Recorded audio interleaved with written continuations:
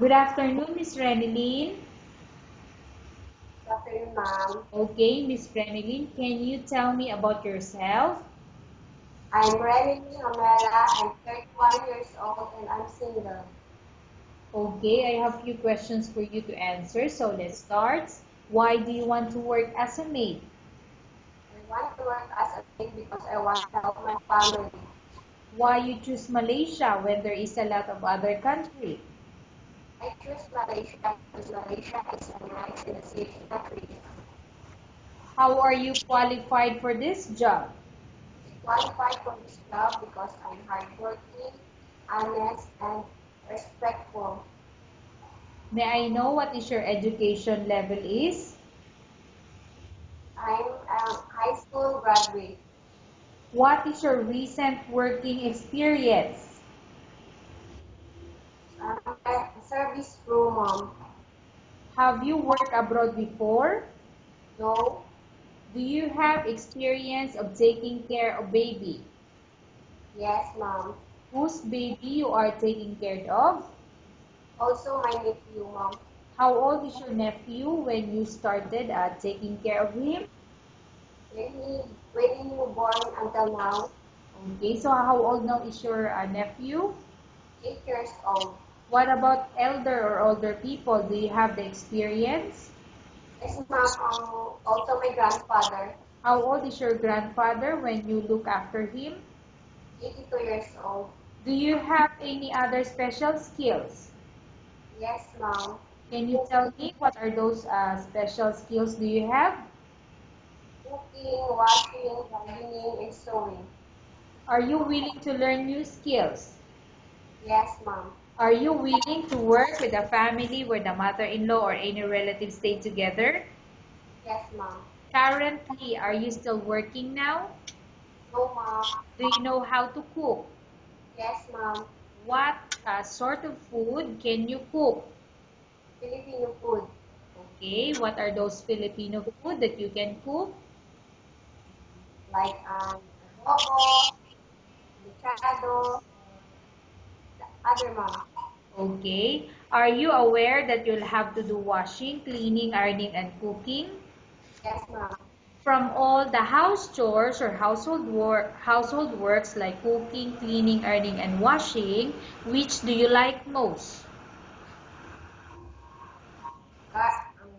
All around, all clean the house, cooking, almost the cooking, gardening, and wash clothes. Okay. You are not allowed to use handphone during working hours. Yes, ma'am. You are only allowed to use handphone after you finish all the works and when going to bed. Yes, ma'am. You are strictly needed to surrender the handphone to your employer in the morning, and your employer will return back to you once you're going to bed. Yes, ma'am. If ever your employer finds out that you're abusing or using your handphone and it's affected your work performance, your employer will confiscate your handphone and you're not allowed to hold it anymore. Instead, your employer will allow you to call to your family 3 times in a month. You're only allowed to bring normal phone and you're not allowed to bring smartphone. Are you agreed for the terms and condition? Yes, ma'am. Are you agreed to the rules and regulation for the handphone? Yes, ma'am. How many years is the contract as you agreed and understand? 2 years contract, ma'am. Can you describe for me your ethics or your attitude? I'm hardworking, honest, respectful, and obedient. How can you assure to us that you will work hard in Malaysia? I assure to us that I will work hard in Malaysia because I'm hardworking and I'll do my best because I can. Can you promise not to use a telephone without the permission of your employer? Yes, ma'am. Can you promise not to put on makeup but to dress properly while work? Yes, ma'am. Can you promise not to invite friends and relatives without the consent of your employer? Yes, Can you promise not to ask for advance salary from your employer under any circumstances? Miss Renilyn? Miss Renilyn, I will repeat the question for you. Can you promise not to ask for advance salary from your employer under any circumstances? Yes, ma'am. Do you really understand of the rules and regulation of the agency? Yes, ma'am. Do you pay any placement fee for you to come to Malaysia to work as a maid? No, ma'am. Do you have any history of sickness, example breast cancer or any other illness? No, ma'am. Do you suffer from any skin diseases, allergy or physical defect? No, ma'am. Have you suffered from any serious illness? No, ma'am. Do you smoke? No, ma'am. Have you undergone any operation or surgery? No, ma'am. Are you medically fit? Yes, ma'am. Are you in any medication? No, ma'am. Are you allergic with any food? No, ma'am. Are you prepared to work for the employer of any race? Yes, ma'am. Are you prepared to eat the type of food taken by your employer? Yes, ma'am. Are you afraid of being left alone in the house? No, ma'am. Are you afraid of dogs or other pets?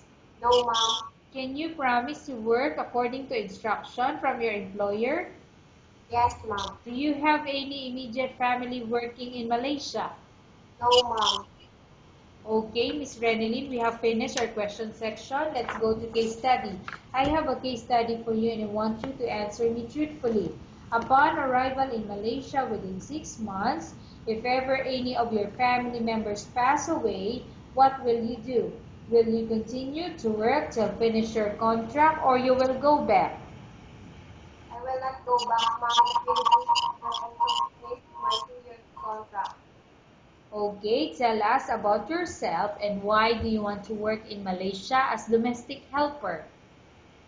I'm Renilyn Hamela. I'm 31 years old and I'm single. And I want to work in Malaysia as a domestic helper because I want to help my family.